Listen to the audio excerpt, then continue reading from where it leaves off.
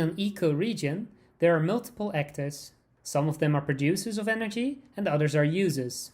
Often, actors within an ecoregion do not exactly know the needs and potentials of their neighbors. With the ACES self-assessment tool, we would like to assist you to make a complete inventory. To download the tool, first visit the ACES website. Click on Tools, and as you can see, the ACES toolbox consists of 3 tools: the self-assessment tool, energy management platform, and legal decision support tool. And in this video, we will demonstrate the self-assessment tool. On the tool page, there is a download button, and we wrote a practical user guide. You can help us improve the tool by filling in an evaluation form. We will now proceed to download the tool.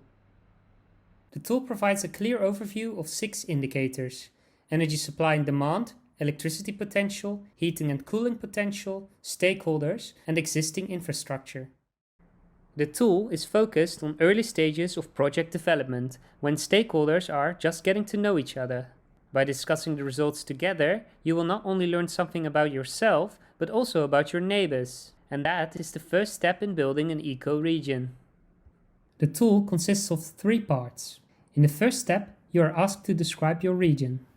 Information is gathered in input fields split in 4 topics: energy supply, energy demand, stakeholders, and existing infrastructure. Completing the sheet is a collaborative effort.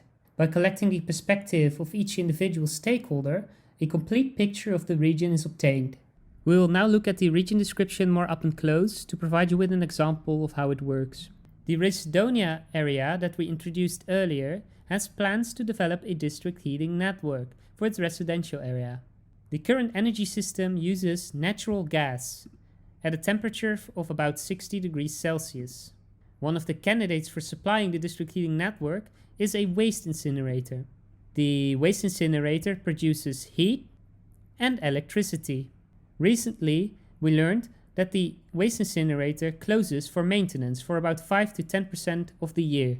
So in the field hours per year available for exchange, we fill in for heat 8,000 hours, and for electricity as well. Next, we learned that the supply temperature of the heat is about 150 degrees Celsius, which is more than enough for the district heating network in the residential area. This potential energy exchange project is further discussed with the stakeholders. In the next step, you will self-assess the information quality and completeness of the region for the 4 topics.